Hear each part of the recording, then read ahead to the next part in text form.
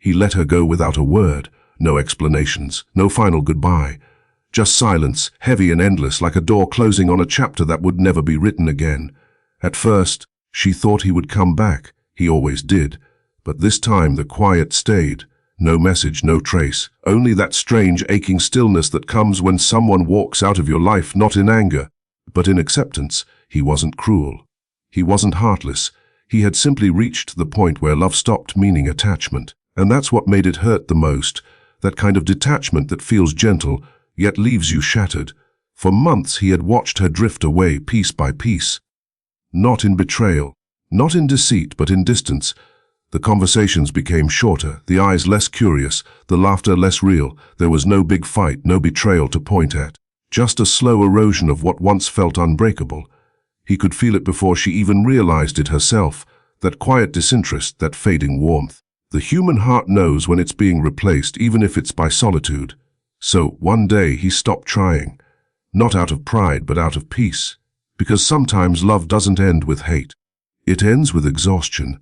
When you've explained yourself too many times, when you've begged to be understood, and when you finally realize that silence is the only answer left, he let her go quietly. Because real detachment doesn't need revenge, it doesn't crave attention, it simply releases. That night he sat by the window, the city lights flickering against his reflection. He wondered if she felt anything, if her heart ached the way his did. But then he realized something deeper. He wasn't really mourning her. He was mourning the part of himself he had given away. That's what most heartbreaks are, not the loss of another person, but the loss of the version of yourself that existed only in their presence. He thought about how much of himself he had molded to fit her world, how many dreams he had silenced just to keep her calm, how many truths he had swallowed just to avoid conflict. We often mistake compromise for love, but compromise without balance becomes self-erasure. In Jungian terms, he had projected his anima, the inner feminine, onto her. He had fallen in love not with who she truly was, but with the reflection of his own soul mirrored in her eyes. When she walked away, that reflection disappeared, and he mistook that emptiness for heartbreak. But as the days passed, something shifted. He began to see the beauty in the silence. The mornings didn't hurt as much. The memories began to soften. Detachment, he learned, wasn't coldness. It was clarity. There's a strange freedom that comes when you stop fighting for what doesn't want to stay. The human ego, however, doesn't understand that. It screams, you can't let go, you'll be forgotten. But the soul whispers, you can let go, because you remember. He started walking again, not to escape the pain, but to meet it.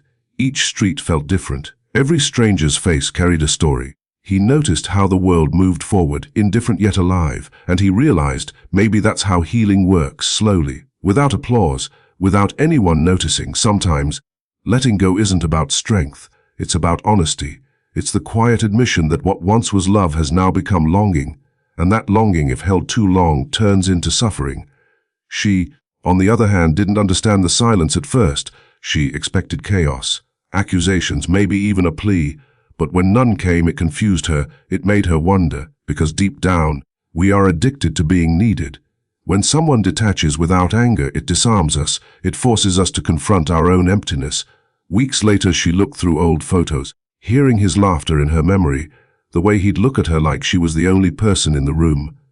But now, those eyes looked back at her only in fragments, pixels on a screen. She realized he never stopped loving her. He just stopped clinging to her. That's the difference between love and attachment. Love allows. Attachment demands. Love gives space. Attachment suffocates. The world teaches us to chase, to fight for what we want, to never give up. But psychology teaches something far deeper. That peace is found not in possession, but in surrender. In Jung's language, detachment is not emotional numbness. It's the integration of opposites, feeling fully, but yet not being ruled by those feelings. It's when the ego steps aside and allows the soul to breathe. He wasn't indifferent, he was aware. He had learned that love, when forced, loses its essence. That you can care deeply for someone and still walk away when it starts costing your peace. People often confuse detachment with coldness. But true detachment comes from having felt everything so deeply that nothing can enslave you anymore. There's a quiet dignity in walking away without bitterness. It's the art of ending a story without tearing the pages.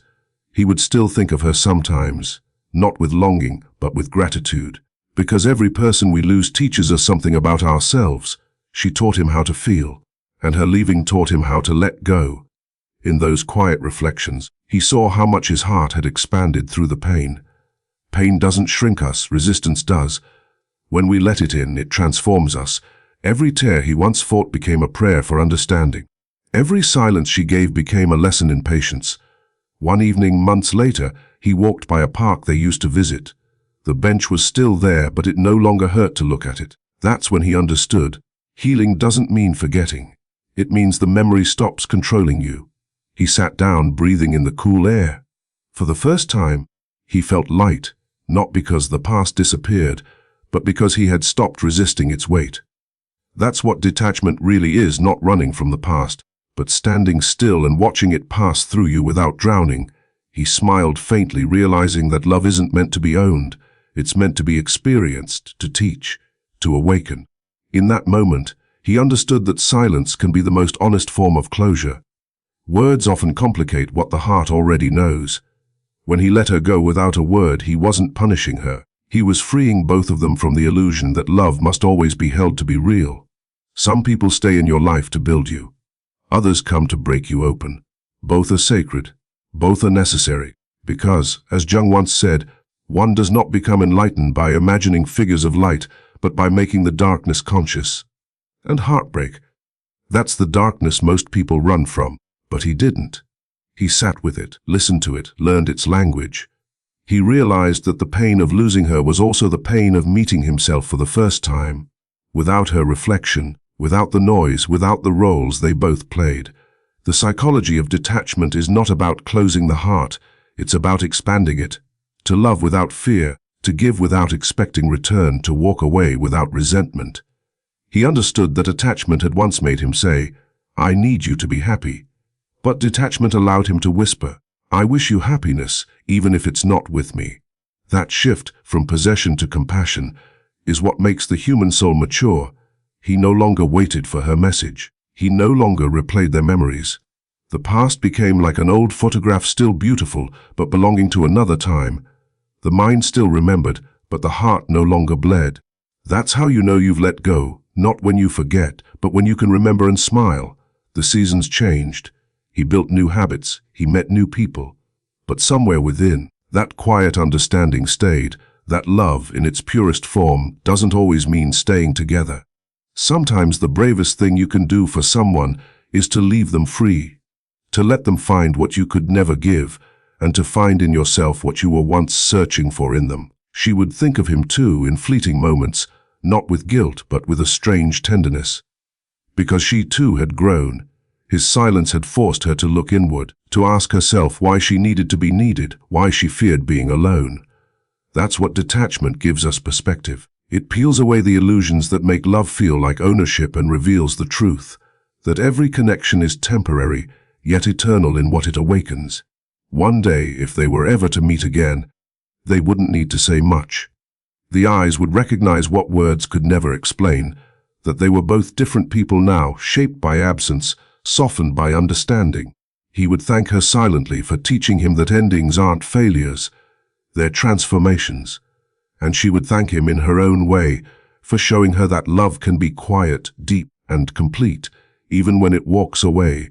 In the end, he realized that detachment isn't the opposite of love, it's its highest form. It's when you can hold someone in your heart without holding them in your hands. And as he walked away that final time, the world felt calm again, as if the silence between them had finally turned into peace. Because the truth is, love isn't proven by staying. It's proven by how gracefully you let go when the time comes. He let her go without a word because sometimes silence says everything.